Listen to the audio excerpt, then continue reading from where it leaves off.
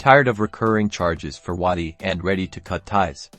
Let's walk through exactly how to unsubscribe and stop that billing cycle, step by step. First, log into your Wati account. You should see your dashboard. Look for either a profile icon, an account settings area, or something similar in the top right-hand corner, or maybe a side navigation bar. Click on that to access your account management options. Now, within your account settings, you're searching for a billing or subscription section. The exact wording might vary slightly, but it will definitely be related to managing your payments. Click on it.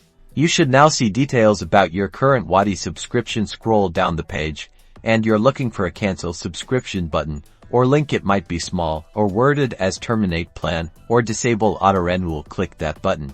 A confirmation prompt will pop up, asking you to confirm your cancellation. Read the information carefully. It may tell you about losing access to the service immediately or at the end of your billing cycle. Select the reason you are canceling. If prompted, then click the confirm cancellation button to proceed. Finally, you should see a confirmation message on your screen saying that your subscription has been successfully canceled. Take a screenshot of this confirmation for your records.